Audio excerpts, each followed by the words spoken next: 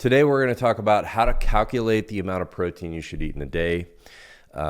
What would happen if you ate too little? What would happen if you ate too much? Where I've landed on this issue and the formula that we use at the Peace Offering to figure that out. How do you calculate that if you are overweight? And we'll also talk about how do you offset some of the detrimental amino acids related to eating a lot of muscle meat with a nose-to-tail approach. Generally speaking, people are not getting enough protein. And if we look at the NHANES data, or if we look at the RDA for protein, it's just low. Generally speaking, on average, men get about 102 grams of protein per day. Women get about 70 grams of protein per day. But the RDA is set much lower than that. RDA is set at about 0.36 grams per pound per day. So most people are getting more than that, but they're not getting enough overall. What are some of the things that can happen if you're not getting enough protein? Eating protein is more than just muscle synthesis. All of the hormones and neurotransmitters are made out of protein. All the enzymes in your body that are processing metabolites are made out of protein. And it's possible to see things like hypothyroidism because of lack of the ability to make thyroid hormone, lack of neurotransmitter production like GABA or dopamine. So it's possible to see mood disorders as a result of undereating protein. And you definitely don't want to sacrifice the youth hormones or the pro-metabolic hormones like thyroid, progesterone, testosterone, DHT, DHEA, GABA for relaxation, dopamine for drive. You don't want to sacrifice production. So making sure that you're getting enough is quite important. On the other side of this issue is getting too much. And some of the problems with getting too much protein are basically pressure on the kidneys because protein is heavy in nitrogen, and that needs to be processed and eliminated from the body. Nitrogen gets made into ammonia, which is toxic in large amounts and needs to be cleared by the kidneys through the urea cycle.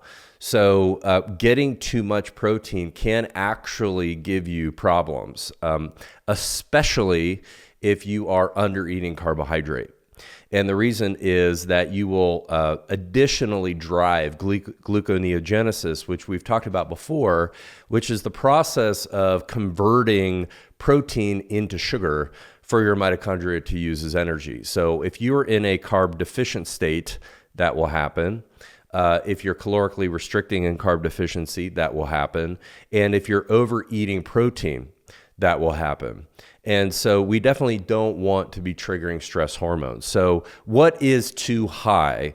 You start to see problems over about 1.1 grams per pound per day.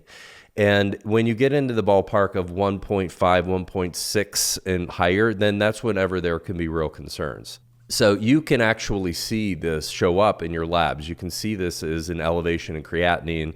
You can see some of your kidney markers going off, but you will notice other things. If your sweat starts to smell like ammonia, it is from this issue.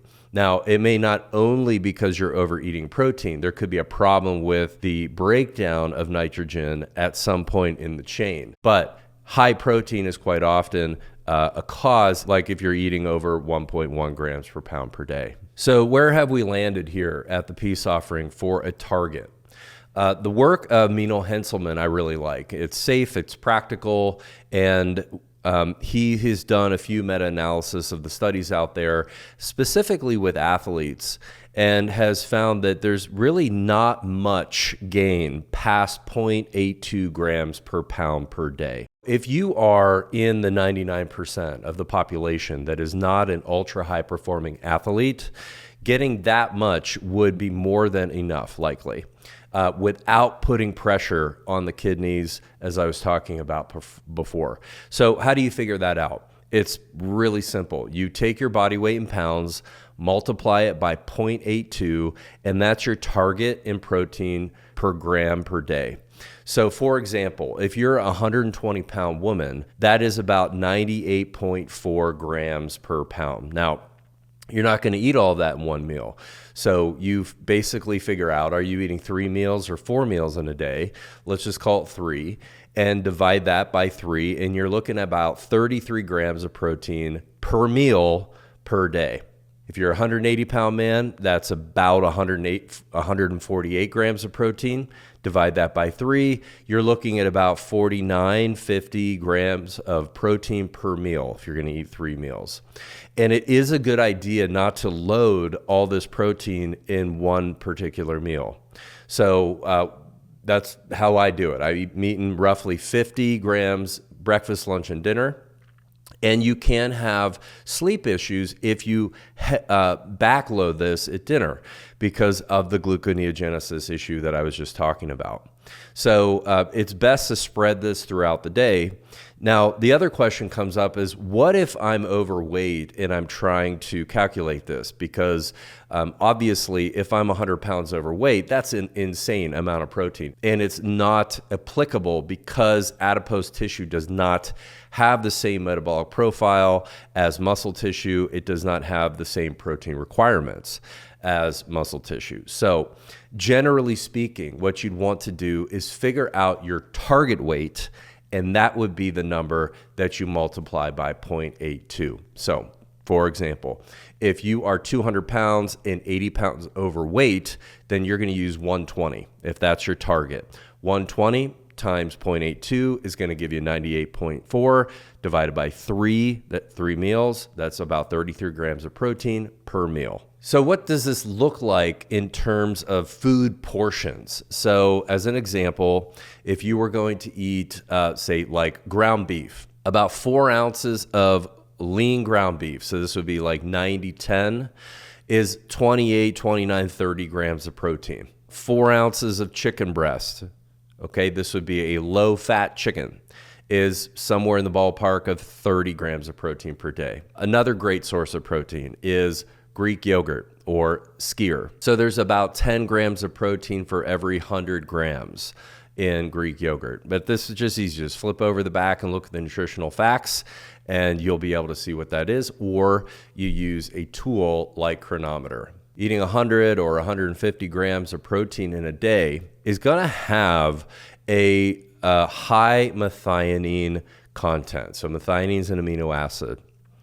And in longevity studies, high methionine diets are inversely correlated to longevity.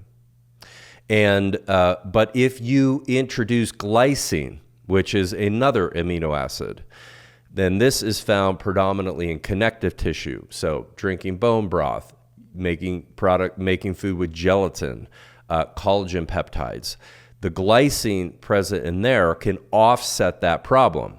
And so this again is back to nose to tail eating. But what you would want to do is roughly offset that methionine coming from the protein in your diet with roughly 10 to 20 grams of collagen type food.